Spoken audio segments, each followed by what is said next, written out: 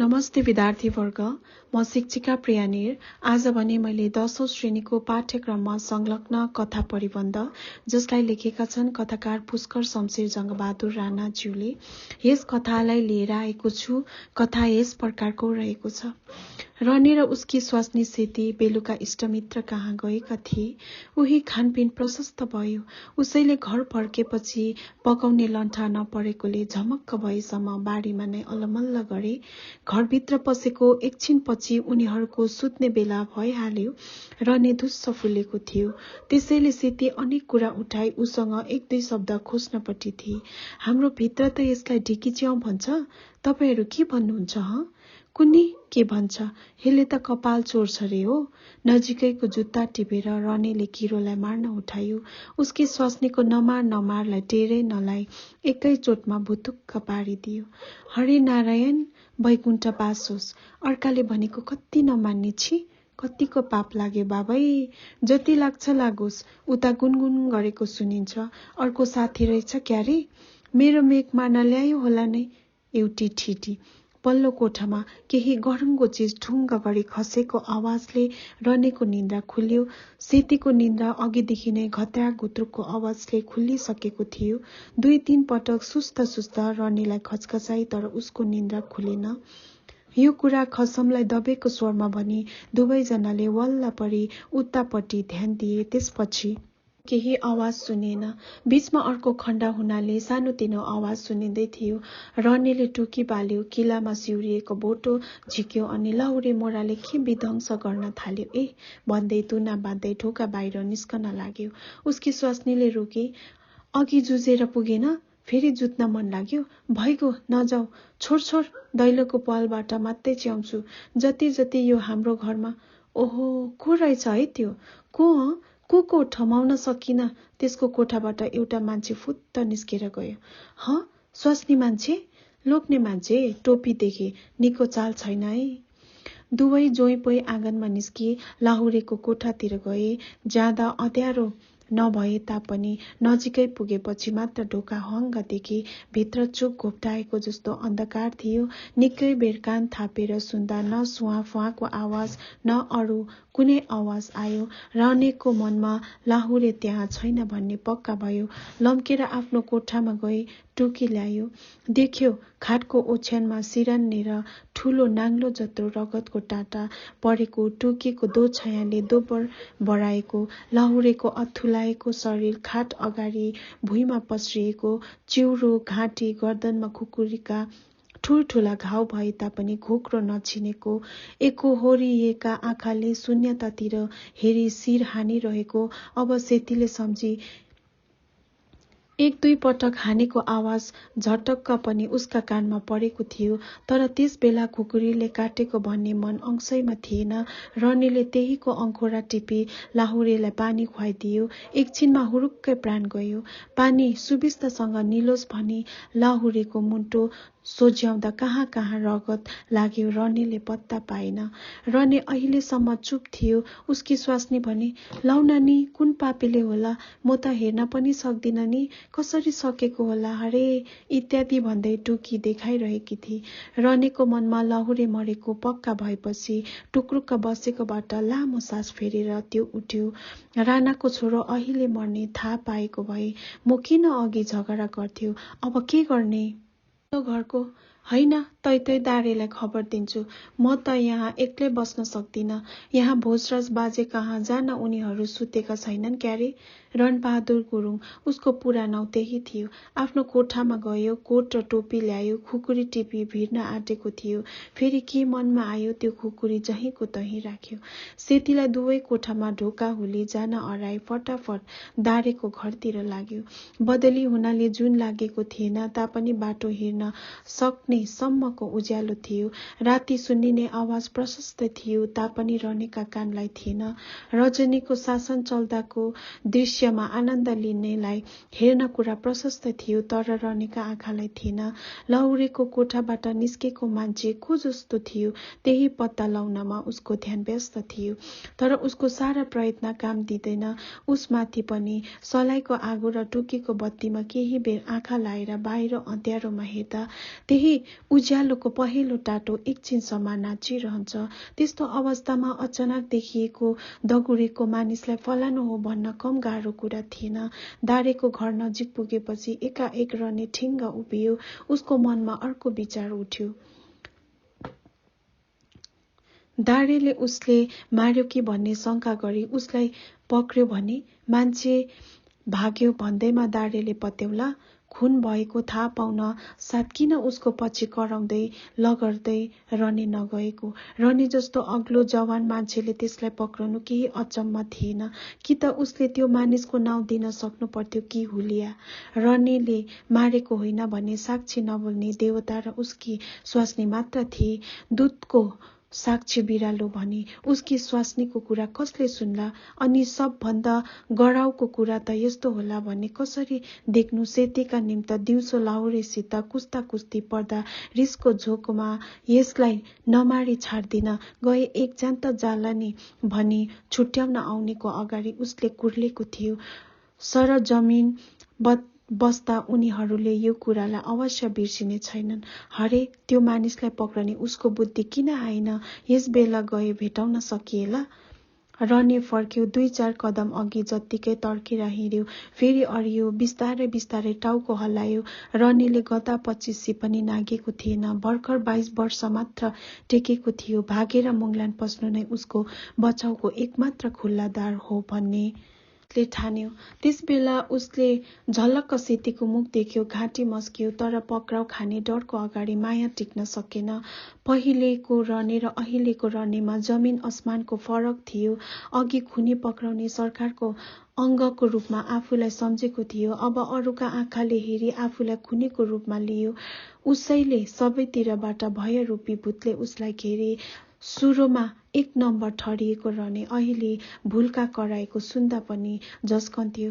यताउति हेर्दै भाग्न थाल्यो। जति जति भाग्दथ्यो आफ्नो खाल्टो खन्दै जान्दथ्यो। भाडादारी तेस्रो फाटोको पुरानो बिचारी पद्मनिधि लामिछाने मुद्दा खुब केलाउने गर्थे। झगडियाहरूसँग सधैँ मिठो मसिनो बोली गर्ने उनको आदत बसेको थियो। ए लालबहादुर कैदीलाई भित्रले। रने बस बाबु बडो लायकको राम्रो रहेछस् बाबु त खै हजुर मैले राम्रो भएर के गर्नु कर्म राम्रो चाहिँदो रहेछ। आज तेरो मुद्दा चाहिने तालुकवाला कहाँ जाहेर हुन्छ बुझिस। बुझे कसो होला हजुर मेरो मुद्दा। लामिछानाले ओठ लोब्राई मुन्टो हल्लाए। खाएको बिग पो लाग्छ हजुर। नखाएको बिग त लाग्नु नपर्ने हजुर। उत्सुकता शून्य स्वरमा रनेले भन्यो। मनासिब मानिस तर के गर्छस्। अघिल्लो दिन झगडा हुँदा चाहिने तैले नमारी छोड्दिन भनेको सुन्ने साक्षी त्यतिका चाहिने छन्। तेरे स्वास्नी को रे। सेतीले पनि हो भनेकी छ। त चाहिने होइन भन्छस् फेरि। त्यो त पख त्यो जुन रातमा खुन भएको छ चाहिने। त्यही रातको केही अगाडि तेरो घरको बाटो गरी के रे कालचा नेवर चाहिने जान लागेको रहेछ। तेरी स्वास्नीले नमार नमार भनी कराएको चाहिने पछि बैकुण्ठ बास होस् भनेको सुनेछ। सेती त्यस्तो भनेको त हो तर चाहिने मेरो पोइले किरालाई मार्न खोज्दा पनि भनेको भनेर साबित भए। कसैले चाहिने पत्याउने कुरो हो त्यो। तैले चाहिने त्यो कुरा भनेको होइन भनी इन्कार गरिस्। त्यो त हजुर डरले पहिले होइन भन्यो पछि त। मेरो कुरा सुन पछि साबित भइस्। त्यो गर्नाले झन् के भो चाहिने इन्साफ गर्नेहरूलाई भएको कुरा पनि त चाहिने ढाक्दो रहेछ भन्ने खुन गरेर चाहिँ इन्कार गर्न कत्रो आइतबार भयो भने बुदा पक्रन सजिलो भयो। फेरि सीतालाई हातपात गरेकोले मर्ने माथि तेरो रिस पुरा चाहिने देखियो। घरमा अरू कसैको इबी लागेको लाहुरे माथि चाहिने कतैबाट उज्रन आएन। त्यहाँ आएर त्यो बसेको पनि त चाहिने धेरै भएको थिएन। हो लाहुरे धनी त देखिन्छ। उसको कन्तुरमा नोटका क्याट र कम्पनी चाहिने रहेछ। तर चोर्नको नियत गरी चाहिने कसैले मारेको हो कि त भन्नलाई पनि कुनै माल चोरिएको देखिँदैन। सुरु दारे कहाँ गएर चाहिने तैले खबर दिएको भए पनि अलिकति तेरो ठाउँ हुन्थ्यो। झन् भागिदिनले त रने तेरो सबै कुरा बिग्रियो। तेरो मुद्दा सुन्ने बित्तिकै नबिराएको भए चाहिने किन भाग्थ्यो भनेर मै पनि भन्छु ऊ त्यो पनि भन्छ चाहिने सबै भन्छ को भन्दैन। के गर्नु हजुर? अल्लरे बुद्धि, मैले भाग्न जानिन। स्वास्नीलाई तानेको देख्दा रिसले आँखा देखेन। त्यसमाथि म जाइ लाग्यो। रिसको झोकामा के बोल्यो के पत्तै पाइन। जाने पनि नजाने पनि मैले गरेको त्यति हो हजुर। अरू मैले कौनै कुरा खाइ बिराएको छैन। डरले भाग्दैमा ज्यान जान्छ रे भने। अरे बाबु, परिबन्ध भन्ने गजबको कुरा छ। अप्रेन्टिसमा भर्ना भए एउटा अङ्ग्रेजबाज त्यहाँ आइबसेको थियो। उसलाई फुर्ती देखाए लामी छाने जमी भन्न लागे। परिबन्धले गर्दा चाहिने चोर साधु, साधु चोर हुन सक्छ। अब हाकिम बाजे चाहिने नआउन्जेलसम्म यसलाई 2-4 कुरा सुनाउनु पर्यो। खुब करणी मुद्दाहरूमा जसमा देखि जान्ने साक्षी र प्रमाण चाहिने पाउन कठिनै पर्छ। साक्षी भएको मुद्दामा पनि धेरै जसो साक्षी दही चिउरे हुन्छ। प्रमाणको समेत चाहिने परिबन्धले रङ बदलिदिन्छ। त्यस्ता मुद्दामा इन्साफ गर्नेहरूले चाहिने मुख्य टेक्ने कुरा परिबन्धै हुन आउँछ। परिबन्धले बुझिस् बाबु, मुद्दा सुन्नेको ब्रान्डमा चाहिने एउटा कुराको टक बसालिदिन्छ। त्यो सत्य पनि हुन सक्छ, चाहिने झुटो पनि हुन सक्छ। तर हामीले त्यसलाई सत्य नठानेको पक्षमा कामै चल्दैन। परिबन्धले चाहिने गरायो भने अरू कुराले अपराधीलाई रिहाई दिन साह्रै उकालो पर्दछ। अहिले तेरे चाहिने मुद्दाको कुरा लिउँ। तैले चाहिने खुन गरिनस्। एउटा कुरामा मात्रै न है त साँच्चै नै भन्लास् फेरि। लाहुरेसित तेरो पिटापिट चल्दा छुटाउने मध्ये एउटाको मन चाहिँ कालो थियो। लाहुरेले चाहिने साथैमा पैसा ल्याएको छ भन्ने त्यसले सुनेको हुन केही असम्भव छैन। चाहिने तैले लाहुरेलाई नमारी छोड्दिन भनेको पनि चाहिने त्यसले सुन्यो। उसको मनमा पाप उठ्यो। लाहुरेलाई मारेको दोष रनेको टाउकोमा चाहिने परिहाल्छ। पोको सर्काएकै हुन्छ। अब तिमीलाई इष्टमित्रबाट आई बारीमा बस्दा त्यो पापी चाहिने लाहुरे कहाँ गई रातिलाई बास माग्यो। अझ भन्ने होला चाहिने झगडा परेको उसमाथि मार्छु भन्ने मानिसको घरमा एक्लै दोक्लै सुत्दा के कसो पर्छ। चाहिने साथी सुताउनु बेच्छ। लाहुरेको चित्त बुझी त्यो पापीलाई चाहिने सुतायो। तिमीहरूले राति चाहिने सुत्नु अगाडि तिनीहरूले कुरा गरेको सुन्यो। जब चाहिने त्यो बदमासको मनमा होइन यहाँनिर चाहिने एउटा कुरो छुट्यो। तर भइगयो, त्यो नमार भनेको किरालाई नै हो भन्ने सम्झौ। अब त्यस पापीको मनमा चाहिने तिमीहरूलाई पनि निन्द्रा पर्यो। चाहिने लाहुरे पनि निदायो भन्ने पक्का भएपछि उठेर लाहुरेलाई छप्कायो। तर आएर चाहिने हान्दा त्यो आवाजले तिमीहरू बिउज्यौला भन्ने डरले निर्धक्कसँग हान्न पाएन। उसैले धेरै चोट चाहिने लाउनु पर्यो। लाहुरे चलमलाउन चाहिने छोडेपछि घोक्रो छिनाउनपट्टि त्यो चाहिने लागेन। उसको ध्याउन त जसरी हुन्छ चाहिने चाँडो कन्तुर खोली भयभरको गुटमुटाई चाहिने भाग्नैपट्टि थियो। तर कन्तुरमा साँचो मिलाउँदैमा चाहिने लाहुरे छटपटाई खाटबाट तल खस्यो। त्यसको ठुलो आवाज आयो। बदमासको मन चाहिने हडबडायो। झन् तिमीहरूपट्टिको आवाज सुन्न साथ त्यसको होस गुम भयो। तुरन्तै साँचोको जुत्ता लाहुरेको सिरानी मुनि चाहिने घुसरी कताको दाम कताको नोट सुइकुचा ठोक्यो। तो चाहिने सोझो गुरुङ पानी खुवाउँदो भएका हात र पटुकामा चाहिने रगत लगाइस्। त्यो थाहा पाएको भए धुन्तिस होला। थाहा पाइनस्। जाहेर गर्न गएको मान्छे जाहेर गर्नु चाहिने कता घोडिन थालिस्। यसो चाहिने विचार गर्दा होइन अब मलाई नै पक्रन्छन् लौ भाग भन्ने ठानिस्। अनि चाहिने उही कुलेलाम ठोक्नैपट्टि लागिस्। नतिजाको ख्यालै गरिनस्। झन् पक्राउ खाएपछि त तेरो मुटुले चाहिने ढ्याङ्ग्रो ठोक्न थालिहाल्यो। अनि त किन चाहियो र? यो पनि होइन त्यो पनि होइन भन्न लागिस्। कदाचित त निर्दोष भए चाहिने यही कुरा भएको हुनुपर्छ। तर के गर्छस्? परिबन्धले यसै तँलाई गाडेकै थियो। उसमाथि पनि भागी राप्ती खोला नेर पक्राउ खानु भएकै कुराहरूमा पनि चाहिने लम्पन छम्पन गर्नुपछि कुरामा साबित भई चाहिने खुन गरेको मात्र इन्कार गर्नु। अब बाँकी के रह्यो? हो तैले भागिदिएको भए र सुरुको अड्डा पश्चिम 2 नम्बर अदालतले छुट्याउन लाउनेहरू उप पनि चाहिने शंका गरी कारवाही गरेको भए सायद त्यहाँनिर केही देखिन आउँथ्यो कि अब त चाहिने यतापट्टि कुरा उठ्यो कि उपशंका ठहरिन्छ। रने विजय केही नबोली विचारपट्टि एकपटक लगाइरहेको थियो। उसको मनमा विचारीको कुराको के असर पर्यो मुखको भावबाट झल्कँदै थियो। विचारीको भनेको अर्थ उसको मगजमा नघुसेकोले बुझ्न बल परेर हो या विचारीको अक्षर कलेजामा गाडी बाहिर निस्कन खोजेको आँसुले उसका रुखा आँखामा बाटो नपाएर पसिना बनी निस्केको हो। रनेको निधारमा चिरचिर पसिना आएको थियो। पछिबाट 3-4 पटक उसको ओठ चल्यो। सायद परिबन्ध शब्द घोरिरहेको थियो। हैजाले सबैलाई लग्यो। बिचरीको कुरा टुङ्गिएपछि रनेले लामो सास फेर्यो। बसाइको आसन बदल्यो अनि भुइँमा क्वारक्वार्ती हेरी मानौ त्यो तेलिया इटले उसको भूत जीवनको चित्रपटको काम दिइरहेको थियो। थामी भन्यो, हाम्रो ठूलो जहान थियो, म बाहेक त्यतिका जहान सबै मरे, म एउटा किन बाँकी रह्यो होला भन्ने लागेको थियो। अभागी मोराको कर्ममा त्यस्तै मामलामा पर्नु रहेछ र पो। ल भन, पश्चिम 2 नम्बर चाहिने अदालतले चाहिने यस्तो फैसला चाहिने गर्यो अनि रनेको अपिल चाहिने त्यो मुद्दा भाडादारी चाहिने तेस्रो फाँटमा चाहिने पर्न आयो। जति बढ्ता धक मान्यो उति नै लामी छानेलाई चाहिन्थ्यो। जहाँ सुब्बा बाजेले पनि चाहिने सबै प्रमाण परिबन्धबाट चाहिने उनी सदर गर्नुभयो। उताबाट चाहिने भइगयो, सबैले सदर गरे होइन अनि इन्क्वायरी हुनाले चाहिने। ल सोध न, त्यो के भन्छ? सरकार गुरुङको छोरा अन्यायमा मर्नुपर्ने होइन? रनेले हात जोडी करायो। मैले कौनै कुरा बिराएको छैन सरकार।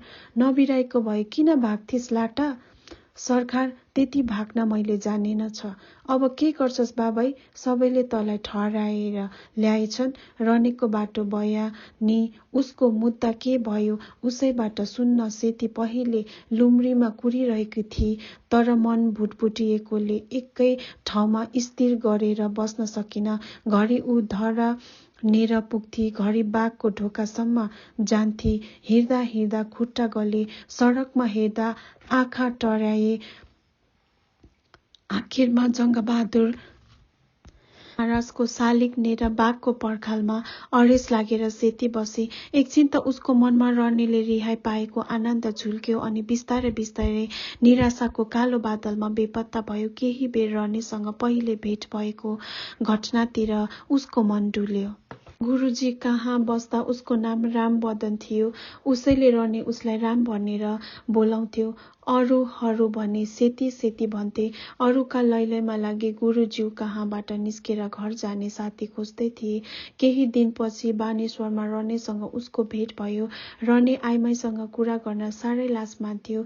उसले नै बोलाई पूर्व खोला जाने मान्छे रनेलाई थाहा थियो कि भनेर सोधी। कुरै कुरामा हैजाले रनेको जहानै मरेको हुनाले रने एक्लो भएको, घरको अवस्था निकै बलियो भए तापनि लहरेले रिफेलमा भर्ना भएको इत्यादि हाल उसले थाहा पाए।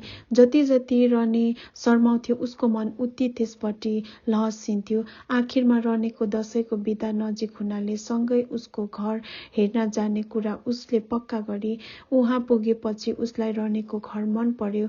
अलि दिन उही बस्ने भए अनि एक्लै कोठामा सुत्न डर लाग्यो। आफै रनेको कोठामा सरी रनेले उसैबाट प्रीति सिक्यो। उसैलाई त्यो प्रीति दियो। सिक्रीको स्वर्ल्याङ स्वर्ल्याङ आवाजको झझल्कोले उसको दिवा स्वप्न भङ्ग भयो। अघि पनि 2 पटक यस्तो झझल्को उसका कानमा परी उठेर हेरेको व्यर्थ भएको थियो तापनि जर्याक जुरुक उठेर लुम्रीपट्टि हेरी। नभन्दै उताबाट अरू मानिसहरूको बीचमा नेलको सिक्रीमा बाँधेको डोरी दुवै हातले माथि उठाई रने बिस्तारै बिस्तारै आउन लागेको रहेछ। 4 वर्ष अगाडि पहिलो पटक त्यो तमासा देख्दा उसको छाती रहेको थिएन। जे कुरा पनि अलिअलि गरेर पस्दो रहेछ। अहिले त्यो दृश्यले सेतीलाई एउटा हल्का चस्का मात्र दियो। गजब, अघिको सेतीको खुल्दुली कहाँ गयो? जुन प्रश्न सोध्ने उसको इच्छा थियो त्यसको जवाब उसको आफ्नै हृदयले दियो। सदर। तैपनि रने नजिक आएपछि सोधे, के भयो? अघिदेखि रने निहुरेर हेरिरहेको थियो। सेतीको स्वर सुनेर पुलुक्क उसको मुखमा हेरी थामियो। केही बिर्सेको अनुहार लगाई सेतीलाई हेरिरह्यो। सेतीले दोहोऱ्याए सोद्धा मात्र जवाब दियो, सदर भो। सेती बिना आँसुले रुन लागे। जान दे। क्षितिजतिर हेरी सिक्रीको डोरी हातमा बेर्दै रनेले भन्यो, जन्मेपछि एक दिन मर्नुपर्छ, ढिलो चाँडो मात्रै हो। अब दरगाहमा बुझाउँला। परिबन्ध भन्दो रहेछ। परिबन्ध भन्ने क्या हो? फेरि स्वास्नीतिर फर्केर भन्यो, म यस्तो भइहाल्यो राम, तँलाई जहाँ बसे रनेको चिउरोमा केटाकेटीमा भर्याङबाट लडेको खत थियो। त्यही खत वरिपरिको मासु चाउरिएर काम्यो। नाकको पोरा फरफरायो। आँखा भने सुक्खै थिए। सुक्ख हुन्छ, बसेर खा, जिउ गर। रने 1-2 कदम अघि बढ्यो। फेरि अडी सेतीतिर फर्केर हँसिलो मुख लगाई भन्यो, मलाई एउटा कुराको सन्तोक भयो। रेजिमेन्टले मैले मारेको ठान्ने पनि तेरो मनमा त म चोखै छु हगी। सेतीले टाउको हल्लाए, त्यति भए मलाई पुग्यो। रने गएको सुनि पछ्यौरीबाट मुख झिकी सेतीले हेरे। सर्ल्याङको आवाज झन्झन सुस्त हुँदै गयो। तर रनेको लामो गर्दनमा गलबन्दी नाचेको उसका आँखामा घुम्न र मलाई एउटा कुराको सन्तोक भो भन्ने बोली उसका कानमा गुन्जन छोडेन। उसको कलेजाका खाटाहरू उब्के। अघि रनेले कुरा गर्दा पनि नगिरेको आँसुको बलिन्द्र धारा छुट्यो। आवाज सुनिन छोड्यो, रने देखिन छोड्यो। तैपनि सेतीले आँसु नपुछी एकनाससँग उतै हेरिरही। धन्यवाद।